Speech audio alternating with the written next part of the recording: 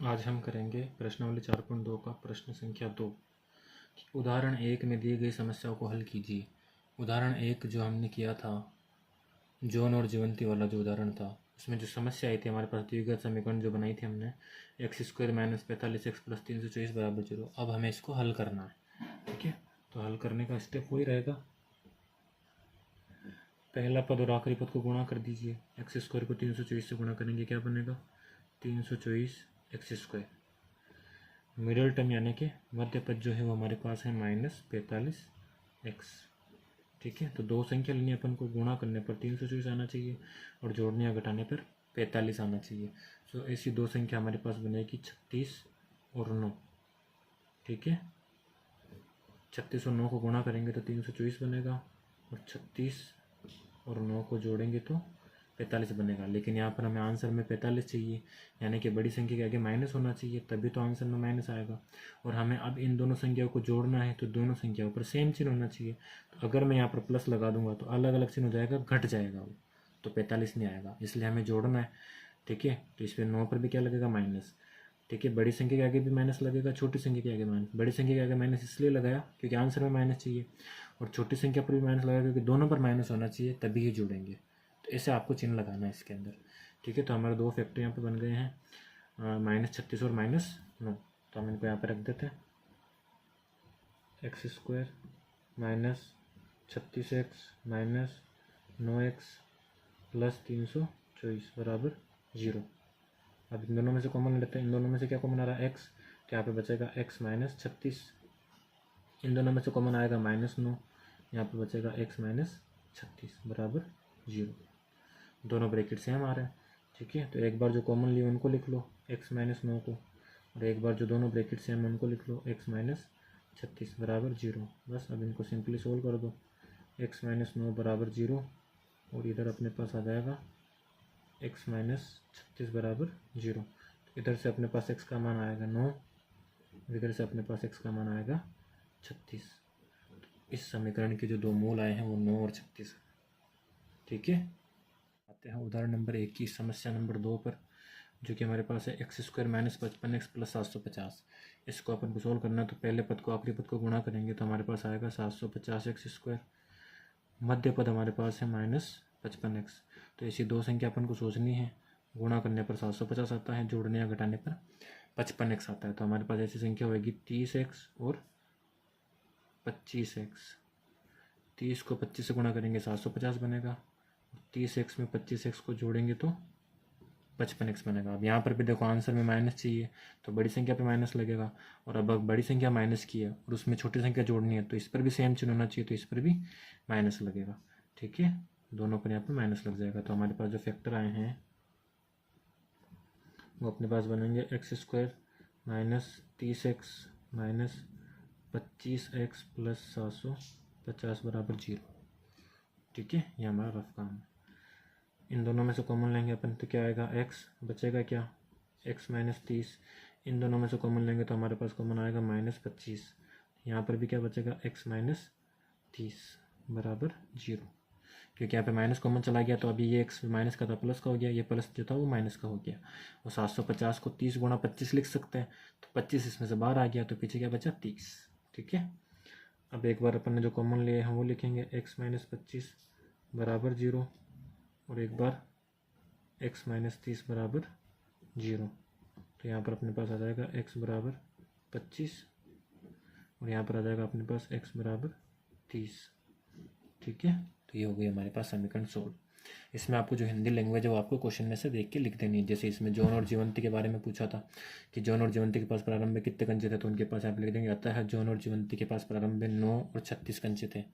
ठीक है ना, इसमें यह कुटीर उद्योग वाला है, तो यहाँ पर जो भी क्वेश्चन है उसके बारे में लिख कर हिंदी में लाइन में लास्ट में आंसर अपन लिख देंगे, जो कि क्वेश्चन की लास्ट लाइन होती है उसमें से देख के। ठीक है, तो ये आपका क्वेश्चन नंबर 2 हो गया। अब हम देखेंगे प्रश्न नंबर 3। ऐसी दो संख्याएं ज्ञात कीजिए जिनका योग 27 और गुणनफल 182 हो। तो हमें दो ऐसी संख्या ज्ञात करनी जिनका योग 27 हो और गुणनफल 182 हो। तो इसके लिए आपको एक छोटा सा कंसेप्ट समझना है, जो मैं यहाँ पे रफ में लिख रहा हूँ, कि दो संख्या, जैसे मैंने यहाँ पे लिया 5 और 10, इनका योग कितना है? 15। ठीक है, यानी दो संख्याओं का योग कितना है 15।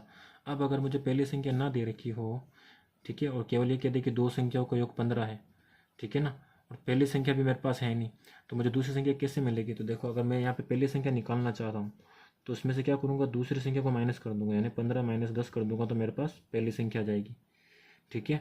और अगर मेरे पास पहली संख्या दे रखी हो, यानी मुझे 5 दे रखा हो, दूसरी संख्या नहीं दे रखी, तो मैं पहली संख्या को योग में से माइनस कर दूंगा तो दूसरी संख्या मेरे पास आ जाएगी। तो यहाँ पर अपन को दे रखा है कि दो संख्या क्या है, यहाँ पर अपन को दोनों संख्या नहीं दे रखी, लेकिन एक को अपन x मानेंगे, ठीक है, और दूसरी संख्या हमारे पास अपने आप आएगी। कैसे? कि पहली संख्या को मैं x मान लूंगा और दूसरी संख्या मेरे पास है ही नहीं, और इनका योग कितना है 27, तो दूसरी संख्या जो है वो दूसरी संख्या क्या हो जाएगी, उस योग में से मैं पहली संख्या को माइनस कर दूंगा तो दूसरी संख्या क्या हो जाएगी, 27 माइनस x हो जाएगी, ठीक है। तो इसी कंसेप्ट को अपन यहाँ पर इस्तेमाल करेंगे। देखो ये क्वेश्चन कैसे होता है। सबसे पहले अपन लिखेंगे माना कि पहली संख्या बराबर x, तो दूसरी संख्या क्या हो जाएगी 27 माइनस एक्स, क्योंकि दोनों संख्याओं का योग क्या है 27 है, ठीक है ना। तो योग में से पहली संख्या को घटा दिया, दूसरी संख्या आ गई, तो पहली संख्या x, दूसरी संख्या 27 माइनस एक्स। अब ये कह रहा है कि इन दोनों का गुणनफल क्या है 182, तो अपन यहाँ पे लिखेंगे प्रश्नानुसार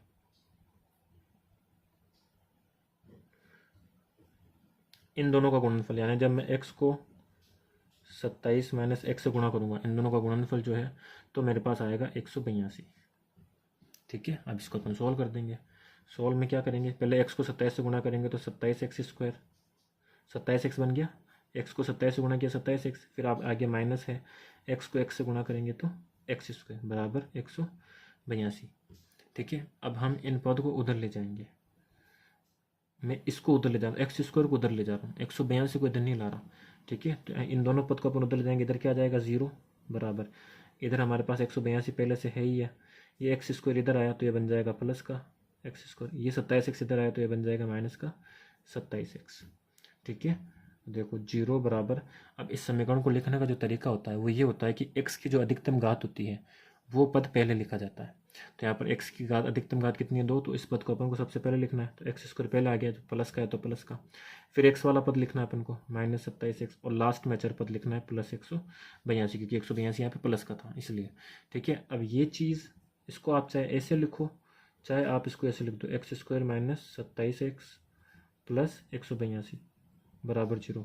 ये जो दोनों चीज़ें हैं, ये दोनों लाइन हैं, ये दोनों सेम है, ठीक है। इनमें आपको कंफ्यूज होने की जरूरत नहीं है कि बराबर की एक तरफ 0 है, दूसरी तरफ समीकरण है, बराबर की एक तरफ 0, दूसरी तरफ समीकरण, ठीक है। तो ये दोनों लाइन जो है वो सेम है। अब हमें इसको सोल्व करना है, ठीक है। तो सबसे पहला पद हमारे पास क्या था कि x² पहला पद और आखिरी पद को क्या करेंगे, गुणा करेंगे, यानी 182 को x से गुणा करेंगे तो हमारे पास आएगा 182 x², ठीक है। और दूसरा पद, दूसरा जो था हमारे मध्य पद को अपन को लिखना था माइनस 27x।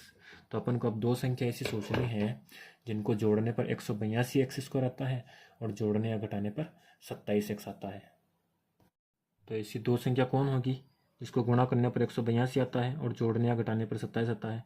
वो हमारे पास आएगी 13 और 14, 13x और 14x, 13x और 14x। देखो 13 को 14 से गुणा करेंगे, यहाँ पे करके देख लेते हैं। 13 को 14 से गुणा करो, 2 असल का 1, 4 1 4 और 1 5, गुणा 1 का 3 से किया तो 3, 1 को 1 से किया तो 1, तो 2 5 3 8 और 182 आ गया। और 13 और 14 को जोड़ेंगे तो 27 आ जाएगा। अब आंसर में अपन को प्लस चाहिए, है ना, तो बड़ी संख्या क्या माइनस लगना चाहिए, और इन दोनों को जोड़ना है तो दोनों संख्या पर समान चिन्ह, यानी दोनों पर माइनस लगेगा। तो वो दोनों संख्या कौन सी होगी, -13x और -14x। इसको अपन इस समीकरण में रखेंगे तो हमारे पास आ जाएगा x² -13x -14x प्लस 182 बराबर 0। अब इन दोनों में से कॉमन लेना है, तो यहाँ से कॉमन आएगा x, बचेगा अपने पास x -13, यहाँ से कॉमन आएगा -14, और ब्रैकेट में क्या बचेगा x -13 बराबर 0, क्योंकि 14x में से 14 बार चला गया, x बच गया। 182 को अपन 13 गुणा 14 लिख सकते हैं, 14 को कॉमन ले लिया तो पीछे क्या बच गया 13, ठीक है। अब एक बार अपन को जो कॉमन लिया वो लिखना है x -14, और एक बार अपन को लिखना है x -13 बराबर 0। इसको सोल्व करेंगे, देखो x -14 बराबर 0, दूसरी तरफ x माइनस 13 बराबर 0। तो यहाँ से अपने पास x का मान आ जाएगा 14 और यहाँ से अपने पास x का मान आ जाएगा 13। तो क्वेश्चन ने अपन से क्या पूछा था कि दो संख्या ज्ञात कीजिए जिनका योग 27 हो और गुणनफल 182 हो। तो अपन ने यहाँ पे क्या लिखा था ऊपर कि माना कि पहली संख्या x और दूसरी संख्या 27 माइनस एक्स। तो x का मान क्या आ गया कि x का मान जब आप 14 रखोगे तो दूसरी संख्या हमारे पास 13 आ जाएगी और x का मान अगर आप 13 रखोगे तो दूसरी संख्या 14 आ जाएगी, है ना। तो यहाँ पर अपन लिख देंगे आता है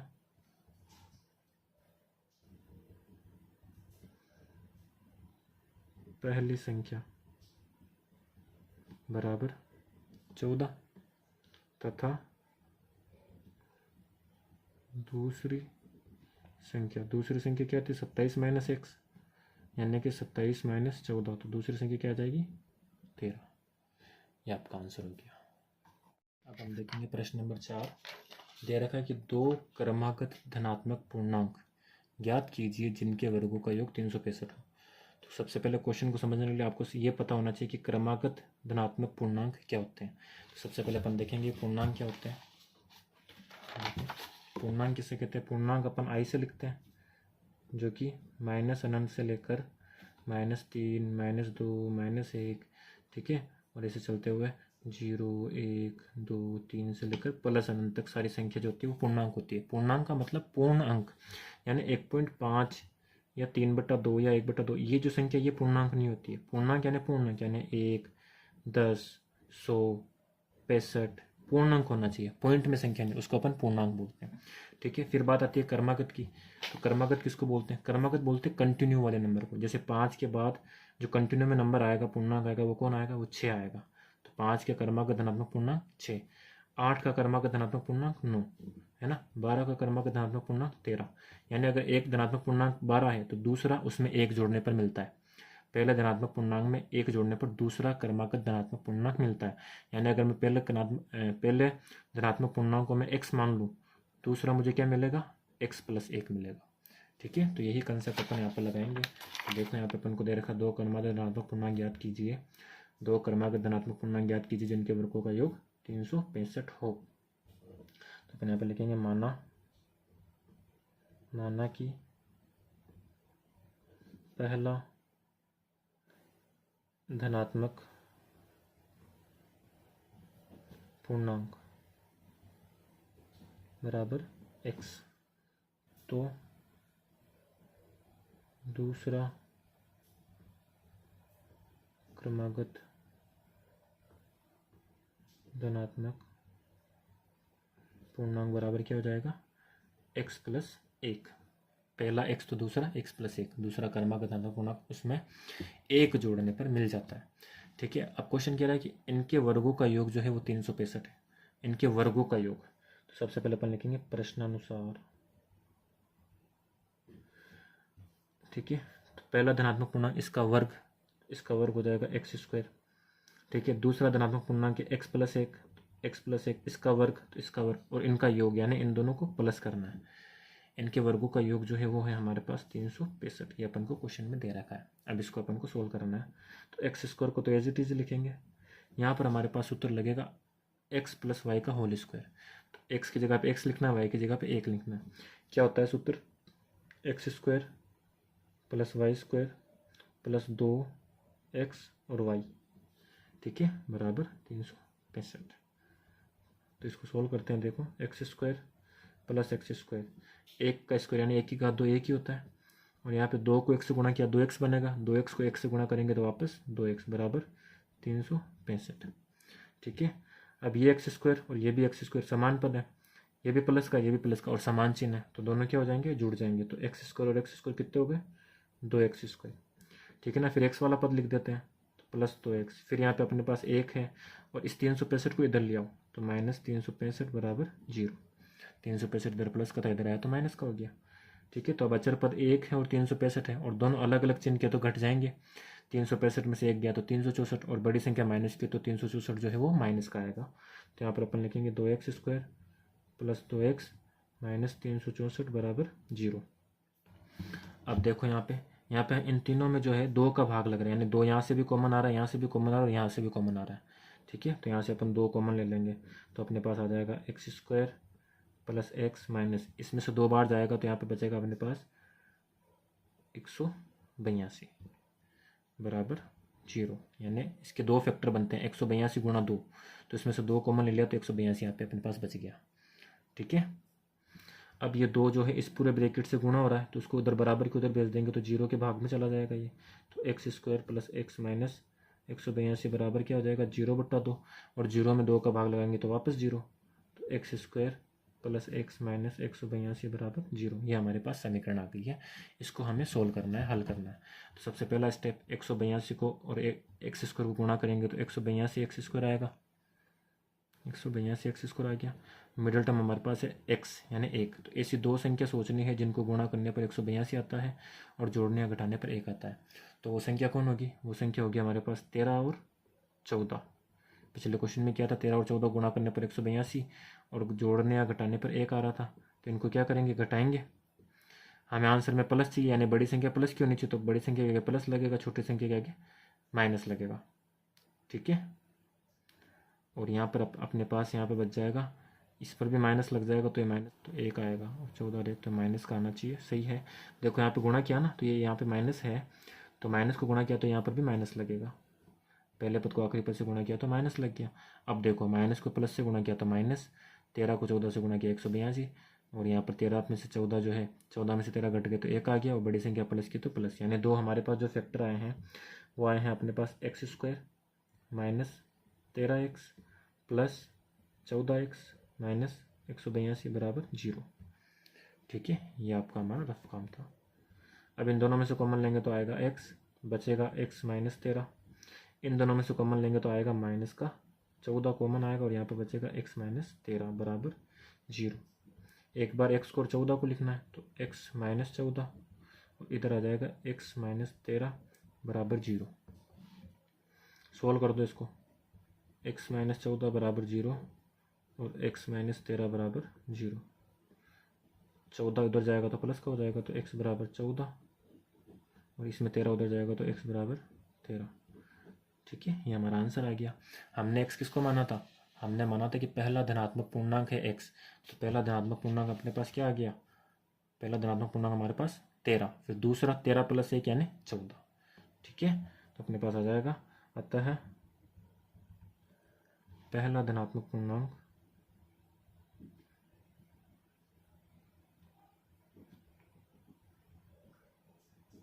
बराबर 13 तथा